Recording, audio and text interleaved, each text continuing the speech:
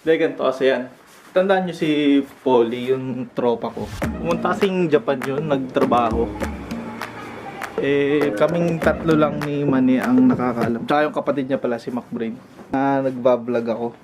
Kasi nag-chat sa akin si Mark Polly. Nag-chat sa akin si Polly, sabi niya, pre, mag-upload ka naman, wala na akong pinapanood dito sa Japan.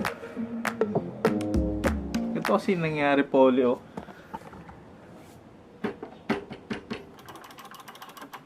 Nasira yung PC. So, hindi ako makapag-edit niyan kasi nandito nga sa PC yung mga videos. Doon sana ako mag-edit ulit sa tablet ni Manny. Ang kaso, hindi ko naman makuha dito yung mga videos nga. Kaya andito ako ngayon para may mapanood ka dyan sa Japan. At syempre, dahil nandiyan ka sa Japan, syempre, mga hapon ng mga kasama mo dyan, mga ibang lahi. Magkakakwentuhan kayo ng mga yan. Masasabi mo yung kung saan ka nakatira sa Pilipinas. Mamamangha ngayon yung mga kasama mo dyan, ibang lahi, no? Sasabihin ngayon ng mga yan sa'yo. Polly, we wanna go to the Philippines.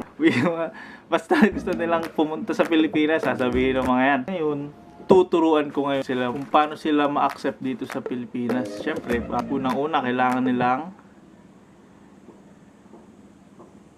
makapagsalita ng Tagalog kasi magkakaintindihan, di ba? Ipapapanood mo ngayon to sa kanila para matutunan nilang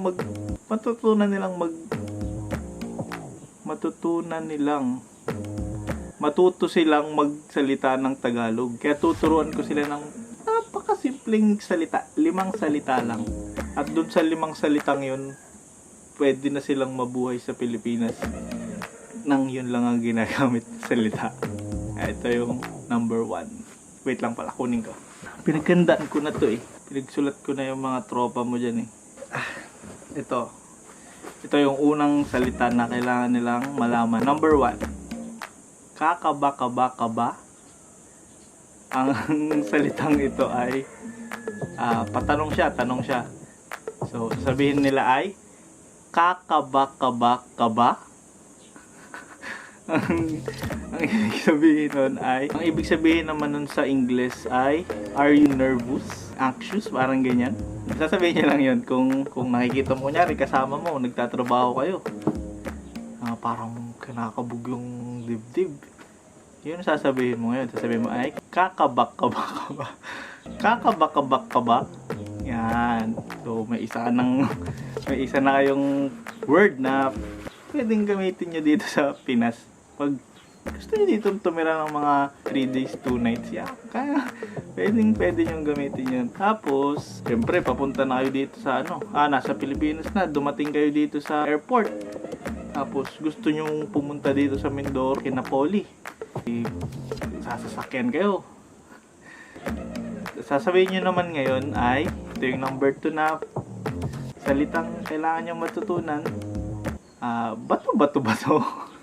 Ito ay isang patanong din na sa sentence siya. Katulad nung nauna. Sasabihin niya ay bato. Ibig sabihin naman nito ay stone. Basta ang ibig sabihin nitong bato ay parang sa English siya ay kumbaga, is the road rocky? Parang ganyan. Rocky road. So yun. Siyempre, kailangan nyo malaman yan. Yung pang-open ng conversation dito yan sa Pinas. Sasabihin mo sa katabi mo sa jeep ay bato. So, yun yung padalawa. Ito naman yung patatlo. Siyempre, nakarating na kayo. Nakalampas na kayo sa bato. Kakain naman kayo kasi siyempre, nagutom kayo eh. Dito sa mga probinsya, mayroon yung mga superstitious na pangyayari. Yung katulad ng mga nambabara, mga nananggal, mga laplaperong kuba, mga ganyan. Meron dito na kapag may something silang nilalagay daw sa pagkain para parang sumama yung pakiramdam mo, you'll feel ill, parang ganyan. Ang tawag dun dito ay daw. So, ito yung patatlong word nyo. Ang sasabihin nyo naman ay, siyempre may kumain, kunyari, yung kasama niya, sakit ng tiyan, dadalhin sa ospital.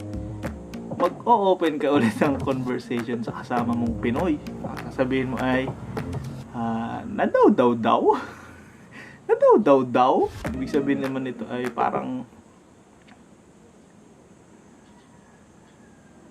daw-daw. At, ano ba English na daw-daw-daw? Is do na daw-daw-daw? Na daw-daw-daw? Daw-daw-daw?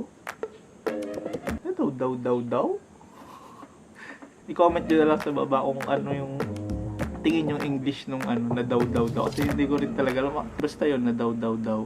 Di tapos na. Okay na yung kasama nyo na napagaling na siya sa ospital. O sa albularyo o sa inyo dinala.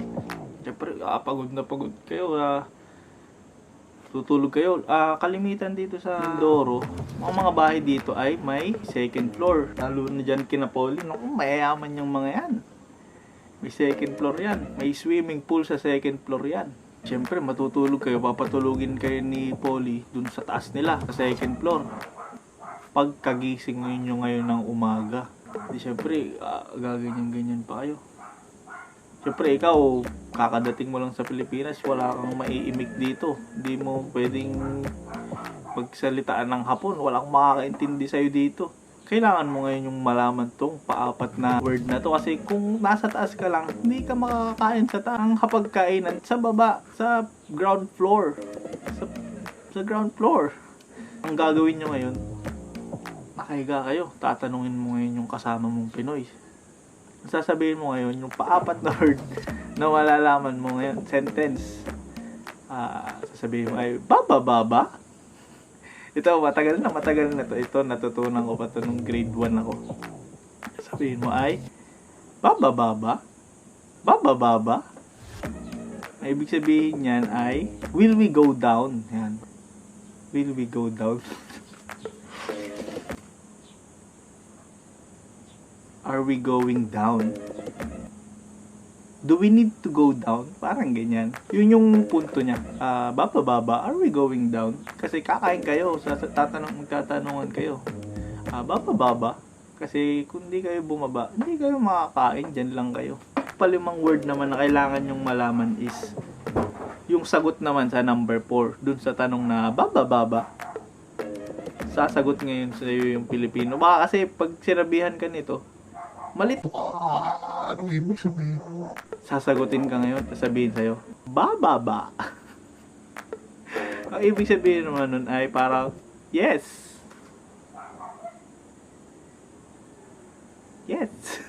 Bababa. Yeah, we'll go down. Parang ganun. So, ang tanong dun ay, baba. Ang sasagot ay, bababa. At yun. Ayun, marunong na kayo. Pag natapos nyo yan, pag-practicean nyo yan, 5 word na yan. Papanood mo to sa kanila, Polly. Pwede na kayong manirahan ng 3 days at 2 nights lang dito sa Pilipinas. Yan ang kailangan nyo. Number 1, kakaba. Ikaw naman. Tama, ang galing mo. Number 2 ay, bato. O, ikaw naman. Tama. Ang galing nyo. Ito naman yung patatlo. Nadaw-daw-daw.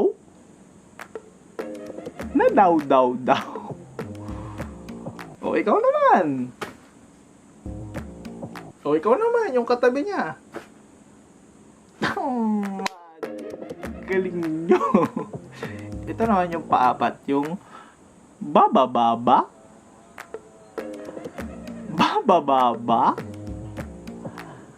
Ikaw naman. Mas magaling ka, nagsalita ka. Yung sagot naman doon sa paapat ay bababa. Parang puro tanong pala to, no?